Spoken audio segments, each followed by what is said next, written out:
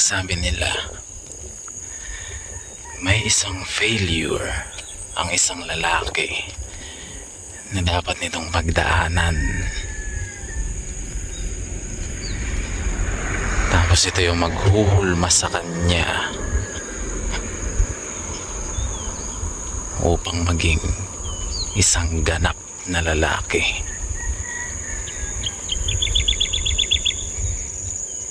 Ito yung failure na domino effect ang mangyayari. Una, falling for the wrong woman. Kapag nahulog ka sa maling babae, yun na yung hudyat o pinakang blessing in disguise na matatanggap mo. Ang mali kasi ng marami, nagiging iba yung reaction nila o yung response nila sa ganong experience. Imbis na itrato nila yung opportunity para mag-improve sila, ang nangyayari negative effect. Nagiging mas bitter sila. Tapos mga nagpapakasira sa sarili. Yung dalawang yan ang magiging kalalabasan mo kung paano mo i-handle yung failure na yun. Dahil aminin na natin, hindi naman sa lahat ng pagkakataon yung nakilala mong babae ayun na talaga. Minsan leksyon lang yan. Leksyon na naghihintay kung paano ka magre-respond dito. At yun nga nabanggit ko, dalawa ang pwedeng mangyari sa'yo. Pwede mong ituring itong oportunidad para mas lumago, maging better, at mas matuto ka. Ngunit ang response ng ibang lalaki ay yung pangalawa. Mas nagpapakasira sila kapag napunta sila sa ganong failure. At hindi naman natin sila masisisi dun. Hindi lahat ng lalaki ay matured para i-handle yung ganong klaseng failure. Nakakalungkot nga lang dahil maraming nasisira dahil hindi kinakaya ng kanilang pagkalalaki yung kanilang pinagdaraanan. Isa yun sa failure. Kapag na-recognize mo kung paano mo dapat i-handle yun, mas magiging matalino ka. Ngayon meron pang isa. Nabanggit na rin natin ito. No one's gonna save you. Walang darating para tulungan ka, lalo na kung isa kang lalaki. Alam naman nating lahat yan. Hindi pala. Hindi yan alam ng maraming lalaki. Kaya yung iba dyan, chill lang sa buhay, umeedad, pero walang growth na nangyayari. Paisi-isi lang, diba? Pero sa oras na ang isang lalaki ma-realize niya na wala at walang darating para iligtas siya sa kalagayan niya, yun ang simula nun. Yun na rin ang hudyat. Yun ang hudyat na magpaparealize sa'yo na kailangan mong tumayo sa sarili mong mga paa. At dalawa din ang pwede mong maging reaksyon dun. Tingnan nyo ang ganda ng buhang liwayway. Dalawa ang pwedeng maging reaksyon dun. Positive and negative lagi. Kapag positive, magiging responsable ka. You will take responsibility of your own life. Magiging responsable ka sa sarili. Dahil lang marirealize mo na ang buhay mo ay obligasyon mo pala. Yan ang realization na napakasimple, pero hindi nare-realize ng maraming lalaki. Totoo yan. At ang pangalawang reaksyon ay negative. Ito yung mga lalaking nagiging iyakin, na may medyo pagka-entitled ang ugali, na kapag na-realize nila yung ganong bagay na walang darating para iligtas sila, nagiging iyakin sila. Dahil hindi nila kayang tanggapin na mag-isa pala sila. Inaasa kasi nila madalas yung buhay nila sa ibang tao, gaya ng masyadong chill, masyadong easy. Kaya pansin mo sa Pilipinas, hindi naman mahirap ang Pilipinas dahil lang sa isang bagay. Mahirap ang Pilipinas dahil sa mentality ng mga Pilipino. At nagsisimula yan lagi sa mentality ng lalaki, dahil lalaki ang nasusunod. Ikaw ang pipili ng babaeng gusto mong makasama, hindi ba? Ngayon, kung marunong kang pumili, magkamali ka man dun sa una, alam mo ang magiging response mo. Mahulog ka man sa maling babae, alam mo kung paano i-handle. Hindi ka matutulad dun sa iba na nagpakasira sa sarili, hindi ba? Tingnan niyo ang ganda ng araw. Nasa nature tayo.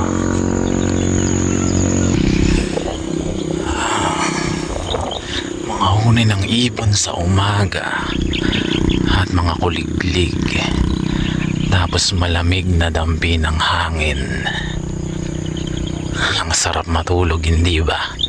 Tatamarin ka talagang tumayo, bumangon, gumising ng ganitong oras. Actually, ang totoo, kanina pa tayo naglalakad. Kaso masyadong madilim pa kanina, kaya hindi muna tayo nag-video.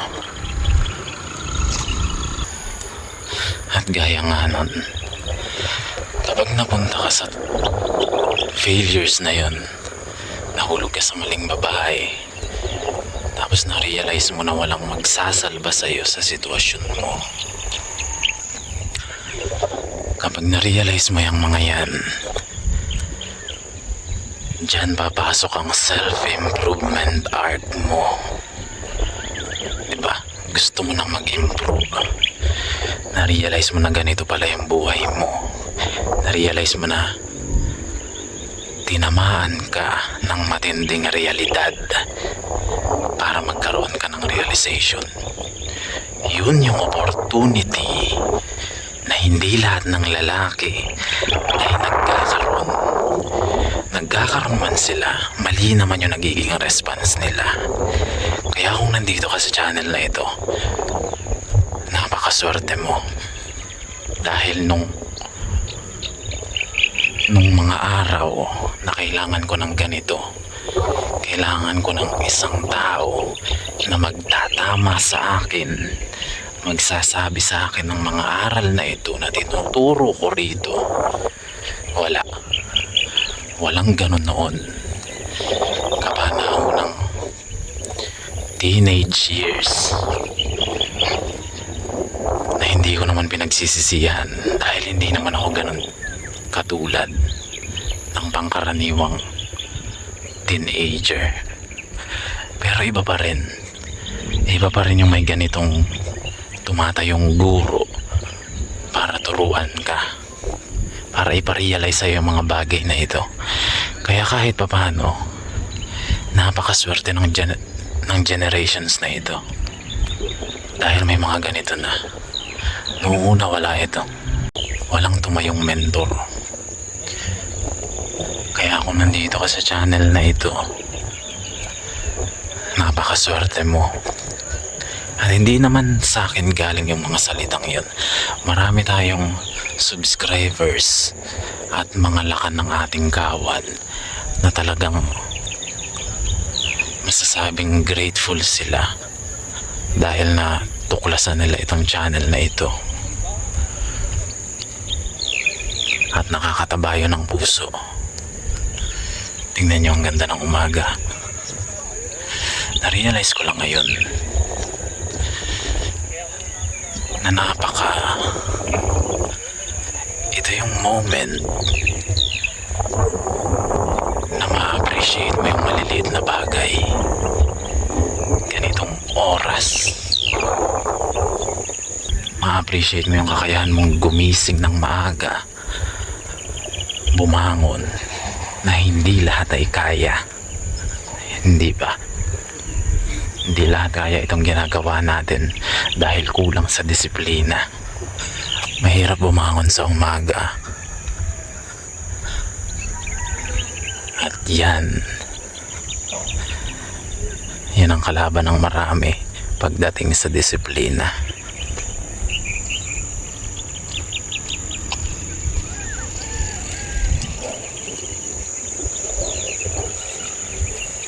Ngunit kung magiging grateful ka sa buhay na mayroon ka,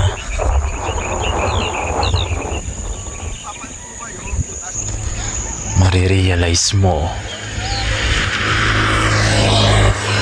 na yung simpleng ganito ay napakalaking blessings na. Dahil isipin mo, may mga taong gustong gawin itong bagay na ito. Gumising ng maaga, mag-exercise, kahit yung simpleng paglalakad na ganito, gusto nilang gawin yun. Pero dahil sa disiplina, hindi nila magawa. Meron namang mga tao na hindi able gawin ito. Para sa kanila isa itong type of luxury. Naunawaan mo ba yun? Bakit? Dahil una, hindi sakto sa schedule nila. Diba wala silang privilege na gawin ito dahil sa uri ng lifestyle nila o sa nature of work nila. At naiintindihan naman natin yun. Kaya nga grateful tayo na nagagawa natin ito, na meron tayong pagkakataon, meron tayong lakas na gawin ito.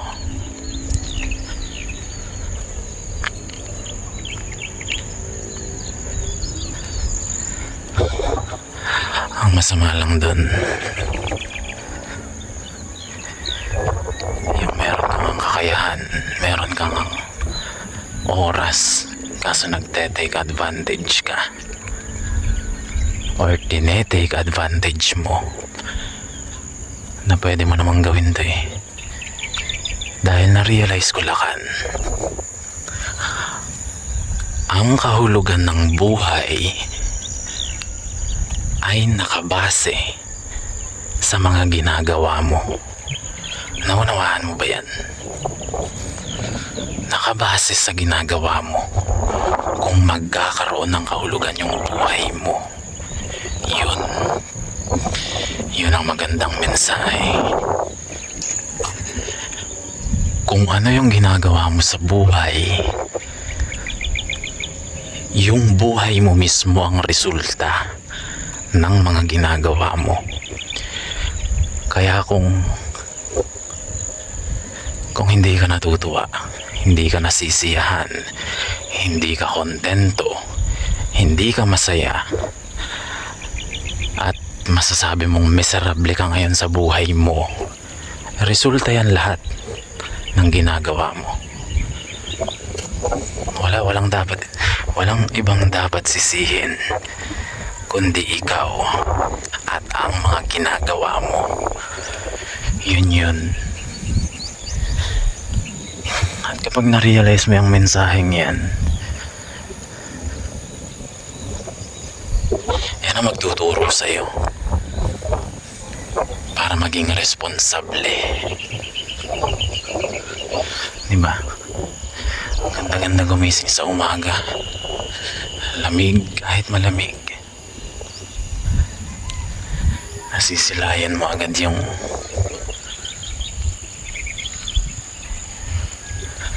ganito.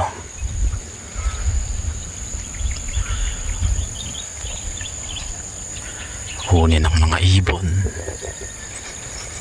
mga kuliglig, at malamig na hangin.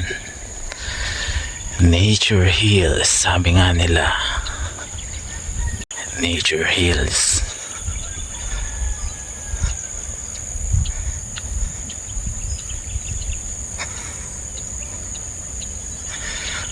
Hindi na nga ito 5 AM eh. Pero 5 AM pa tayo naglalakad kanina. Kaso masyadong madilim pa. Halos 10% visibility lang. Ayan o.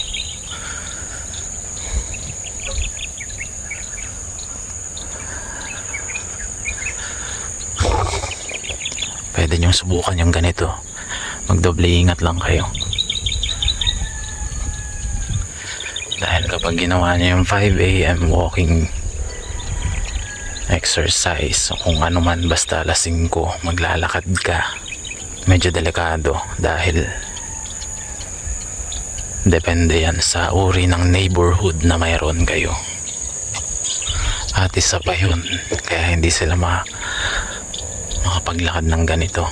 Delikado at walang lalakaran.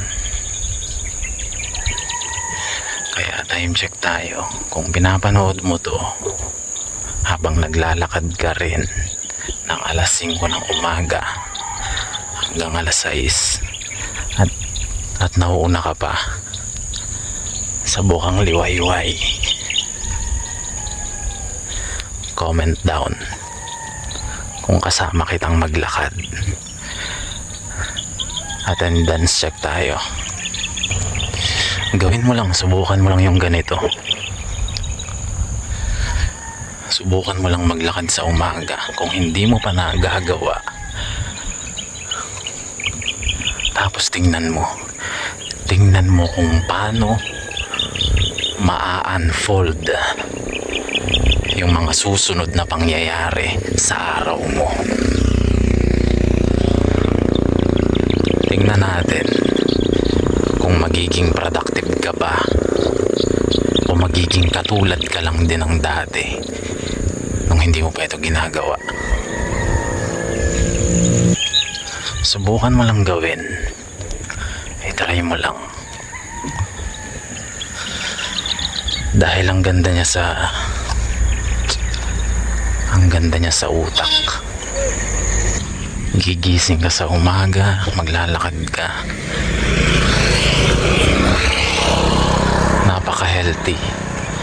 Napaka-healthy sa utak natin. Basta siguraduhin mo lang na ayos at nasa tama ang tulog mo. Kompleto. Alas 9, alas 10. Tulog ka na dapat niyan. Kung gagawin mo nga ito, tapos alauna ka naman natutulog, pinapatay mo lang yung sarili mo. Kaya yun lakan. Magandang umaga. Gumising ka na.